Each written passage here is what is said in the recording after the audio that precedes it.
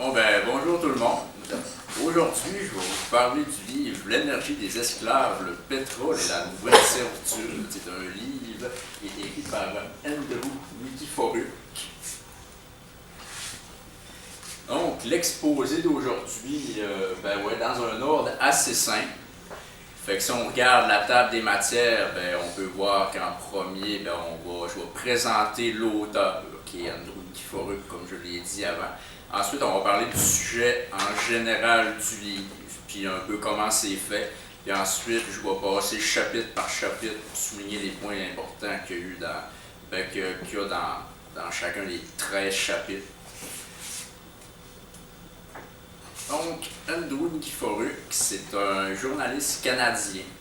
Il vit en Alberta, puis c'est un journaliste quand même qui est assez reconnu dans le monde du journalisme. Il est quand même un défenseur, mettons, de l'environnement, puis la plupart du temps, il est dans ses publications dans le journal, puis dans ses livres qui fait part de l'environnement, des problématiques environnementales, de l'économie, puis des fois, il mélange les deux ensemble, parce que les deux vont pas bien. Puis dans sa carrière, à date, il a gagné 7 prix du magazine canadien. Puis, les livres qu'il a écrits, comme je disais, ça parle surtout de problématiques environnementales et économiques. Puis son plus grand succès à date, c'est probablement son livre sur les gaz de schiste. Pas les gaz de schiste, mais les sables bitumineux en Alberta, qui se dit comme c'est comme la plus grosse sonde du Canada. Puis c'est ça, c'est un fervent défenseur de l'environnement.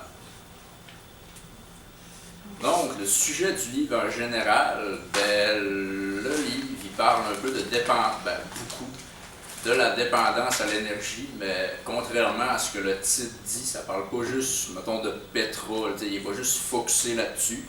Puis quand je dis conséquences de l'utilisation et de l'exploitation du pétrole, c'est pas juste nécessairement négatif, il dit vraiment qu'est-ce que ça amène, pas juste nécessairement les points négatifs. Là. Il y a quand même du positif, là, ça a fait rouler l'économie au fond. Puis, en tout cas, ce que j'aime, c'est que vraiment, c'est comme en ordre chronologique. Comment est-ce qu'il amène ça? Il part, mettons, de l'utilisation des esclaves par le charbon, le pétrole. Puis c'est quand même assez bien amené comme livre. Donc, on va commencer avec le premier chapitre qui est l'énergie des esclaves. Fait que là, on parle des esclaves, comme avant qu'on découvre d'autres sources d'énergie, mettons comme le charbon, le pétrole qu'on utilise encore aujourd'hui. Le monde utilisait des esclaves. Puis dans ce temps-là, avoir des esclaves, c'est comme un signe de richesse. C'était comme les plus riches de la société qui avaient un paquet d'esclaves pour faire à peu près tout ce qu'ils voulaient. Ils s'en servaient comme domestiques ou dans les champs, parce que mettons, la royauté, ils ne voulaient pas travailler dans les champs là, pour faire pousser le bouffe qu'ils mangeaient dans leur vie. Là. Fait que là, ça leur prenait des esclaves. Puis ils étaient quand même assez maltraités, ces esclaves-là. Puis, ils étaient comme vraiment inférieurs dans la classe sociale. Ils étaient comme dans le bas de la classe sociale. Puis ce qui est quand même drôle un petit peu, c'est qu'il y avait des esclaves là-dedans qui avaient aussi des esclaves. Fait qu'il y avait comme des esclaves qui étaient comme un petit peu plus haut dans la classe sociale, mais qui étaient quand même des esclaves. C'est ça qui est quand même drôle, juste pour vous montrer à quel point comment les esclaves étaient utilisés, puisque même des esclaves avaient des esclaves. Oui. Donc le deuxième chapitre, c'est Esclaves de l'énergie. Ça, c'est quand on a commencé à arrêter d'utiliser les esclaves peu à peu pour le remplacer par le charbon, parce que là, l'homme, c'est comme un petit peu aperçu que le charbon était quand même vraiment efficace. Fait que là, ils se sont mis à bâtir des machines à vapeur pour faire la job des esclaves. C'était vraiment beaucoup plus efficace que des esclaves. Comme c'est marqué, l'utilisation de 1,8 kg de charbon, ça équivalait à peu près au travail quotidien que pouvait faire un esclave. Fait que c'était pas mal plus économique d'acheter, mettons, 1,8 kg de charbon. Ça devait pas être tant cher que ça dans ce temps-là. C'était du charbon, il y en avait à tonne. Puis, ils mettaient ça dans les machines à vapeur. Ça faisait de la job, ça faisait de la bonne job. Probablement pas mal plus vite qu'un esclave l'aurait fait. Puis c'est dans ce temps-là aussi qu'on a commencé à avoir des mouvements anti-esclavagistes. Puis ce qui est quand même drôle là-dedans, c'est qu'il a commencé à avoir des mouvements anti-esclavagistes quand les esclaves étaient justement rendus inutiles. Fait que, tu sais, ça servait comme plus à rien. Et là, le monde ça aurait fini par lâcher les esclaves de toute façon, parce que le charbon était vraiment rendu supérieur à l'utilisation des esclaves. C'est comme un peu... ça montre un peu à quel point qu'on est égoïste, puis tout, là, parce que ils ne servaient plus à rien. Puis c'est là qu'on a commencé à défendre les esclaves. C'est ça qui est quand même un petit peu spécial. Donc, le troisième chapitre, les pionniers du pétrole, ça c'est après l'ère du charbon, quand on a commencé quand l'homme s'est aperçu de tout le potentiel qu'on pouvait retirer du pétrole, le potentiel du pétrole. Puis sans surprise, les États-Unis se sont lancés dans l'exploitation du pétrole. Tu sais, quand ils ont vu tout l'argent, tout ce qu'ils pouvaient faire avec le pétrole, vu qu'il y en avait vraiment en quantité, puis c'était vraiment une bonne source d'énergie. Puis c'est là que les États-Unis, avec le capitalisme et tout, ils se sont vraiment dit on va faire de l'argent avec ça. Fait que c'est comme la naissance du capitalisme, pas la naissance, mais c'est comme l'intensification du capitalisme. Puis l'industrialisation aussi, les industries ont vraiment commencé à prendre plus d'expansion parce que, mettons, quand on utilisait des esclaves, c'est les esclaves, il fallait qu'ils mangent, qu'ils dorment pareil, mais quand on utilise des machines au pétrole, au charbon ou au pétrole, ton usine, elle peut virer 24 heures sur 24, il n'y a aucun problème, ça n'a pas besoin de dormir, des machines qui marchent au pétrole. Puis c'est ça, il y a juste quelques compagnies qui avaient complètement le monopole sur toute l'industrie du pétrole. C'est eux autres qui contrôlaient les prix, qui géraient l'exploitation, puis qui s'occupaient de vendre ça. Puis ça marchait pour comme écraser la concurrence, peu importe, mettons, l'autre sorte d'énergie qu'il faut avoir. Ça marchait pour que la concurrence est complètement écrasée par le pétrole. Pour s'assurer que, comme ça c'est la principale source d'énergie qui s'est utilisée pour en vendre plus, pour faire plus de profit, bien sûr. Puis aussi ça a amené de quoi aussi de positif, c'est pas juste du négatif. On a pu, avec les énormes profits qui se sont dégagés de ça, on a pu développer les villes. Il y a quand même beaucoup de villes qui se sont, je parle aux États-Unis, il y a quand même beaucoup de villes qui se sont développées alentour des puits de pétrole. Fait que, ce sont comme nés des profits du pétrole. Puis l'exploitation dans ce temps-là était quand même vraiment dangereuse. Quand on parle de l'explosion de la plateforme de BP, qu'il y a eu plusieurs années, c'était quasiment une affaire du quotidien qui arrivait. Là, parce que avant, c'était comme dans des contenants de terre quasiment qui serrait le pétrole, puis il y avait des petites étincelles à côté de n'importe quoi, ça explosait, ça arrivait quasiment à tous les jours. Là. Il en gaspillait une quantité assez incroyable. Puis ça dégage du gaz naturel aussi. Puis quand on exploite le pétrole, puis dans ce temps-là, ils se contentaient de le brûler.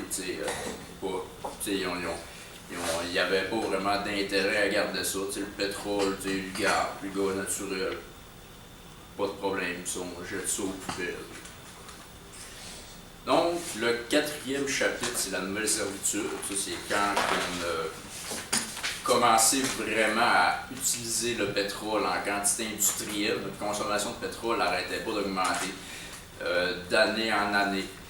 Puis là, ce que je trouve quand même intéressant, c'est que l'auteur a comme fait un lien avec son chapitre d'esclaves puis de pétrole en disant que on utilise en moyenne, un Nord-Américain moyen utilise en moyenne l'équivalent de 89 esclaves en mettons, diverses sources d'énergie ou en machines, mettons, n'importe quelle machine, mettons, ton char, ta cafetière, toutes des affaires de même qui marchent à l'énergie. Puis aussi, ça a joué un rôle quand même assez important, l'accès au pétrole dans la Deuxième Guerre mondiale. Là, d'habitude, on ne penserait pas à ça. Mais tu sais, t'avais comme les États-Unis qui étaient contre le Japon puis l'Allemagne. Puis les États-Unis avaient comme une réserve quasi infinie de pétrole dans ce temps-là. Puis le Japon puis l'Allemagne n'avaient pratiquement pas. Fait que, il n'y avait vraiment pas beaucoup d'accès au pétrole. Fait que les États-Unis avaient juste besoin de bloquer l'accès à leur pétrole pour l'Allemagne et le Japon. Puis eux autres, dans ce temps-là, il y avait comme plus de pétrole pour alimenter leurs engins de guerre. Là. Fait que, ils étaient comme il était un petit peu dans le trou. Il était comme pogné à mettre du carburant comme inférieur au pétrole, qui était pas mal moins efficace. Fait que, ça les a comme désavantagés un petit peu.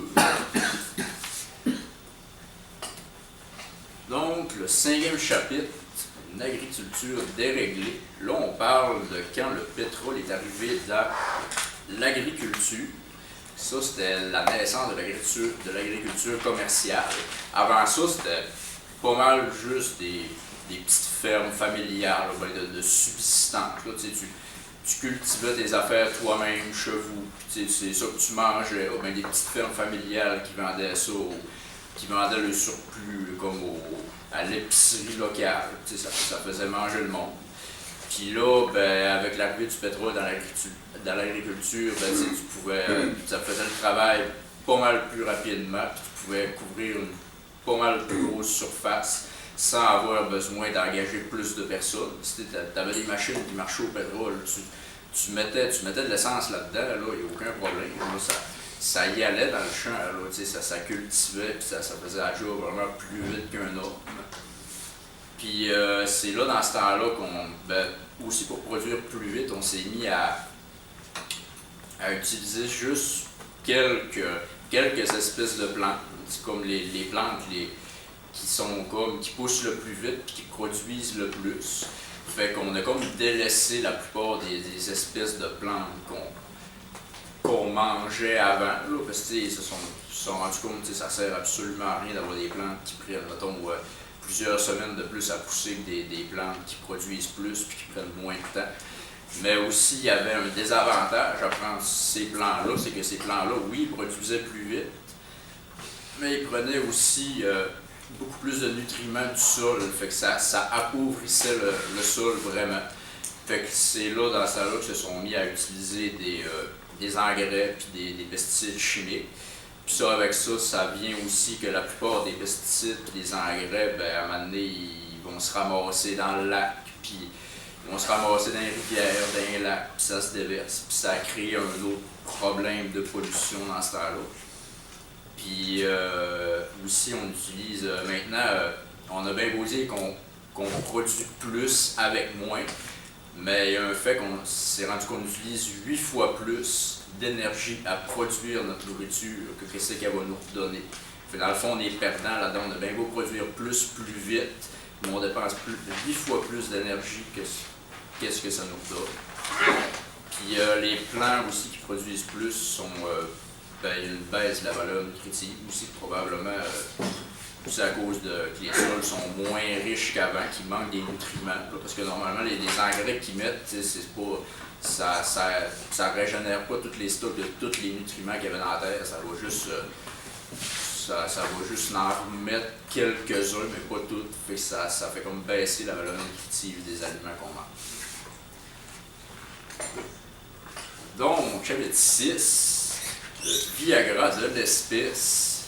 Contrairement à ce qu'on pourrait penser, c'est pas nécessairement la petite pilule bleue qui est le Viagra de l'espèce, ça peut être aussi le pétrole. Puisque quand veut pas, quand on a commencé à utiliser le pétrole, le monde sont devenus comme plus riches, puis on pouvait produire plus, on avait plus d'affaires comme plus de luxe dans notre maison. La vie était comme plus confortable.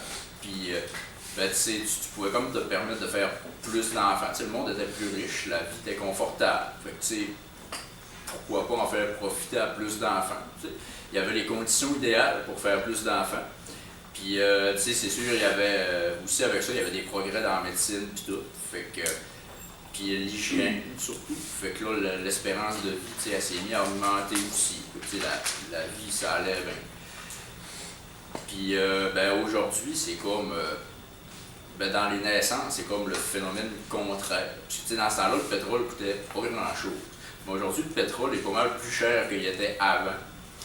Fait que les affaires c'est comme le prix des affaires est comme proportionnel au prix du pétrole. Fait que tout a augmenté vraiment de façon exponentielle. Fait que le monde sont plus riches comme ils étaient avant. Là, ils ont une vie confortable, là, mais ils sont plus riches comme ils étaient avant. Ils peuvent plus se permettre d'élever autant d'enfants. Puis avec tous les polluants qu'il y a dans l'air à cause de l'exploitation intensive du pétrole, ben, ça fait qu'il y a une baisse de fertilité qui a été observée chez l'humain. Fait que c'est aussi une cause de notre baisse de naissance. Donc, le chapitre 6, le 7, la fournaise urbaine. Ça, c'est là qu'on va parler plus en détail du développement des villes grâce au pétrole. Fait que c'est là qu'on a pu développer, mettons, nos grosses villes. Mettons, on peut penser, mettons, à New York, Tokyo, Shanghai, les métropoles, les mégapoles.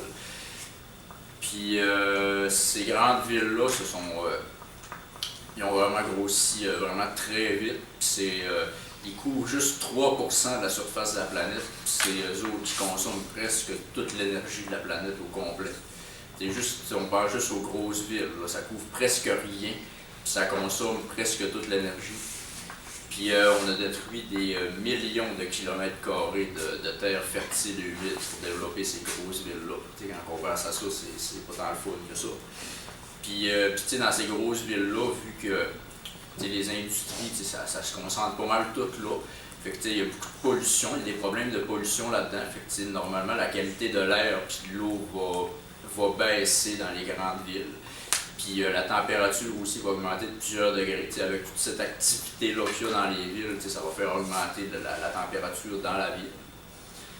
Puis, comme on le sait même déjà à Montréal, c'est déjà vraiment un gros problème. Les problèmes de congestion dans les heures de pointe, il y a vraiment beaucoup trop de choses. Il y a des millions de voitures sur la route en même temps. Puis, les routes, on va avoir 10 voies, là, ça vient congestionner. Là.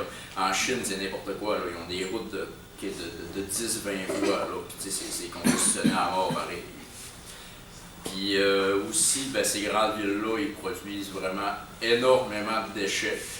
Comme on peut prendre l'exemple de la Chine, c'est pas des chiffres actuels, c'est une prévision.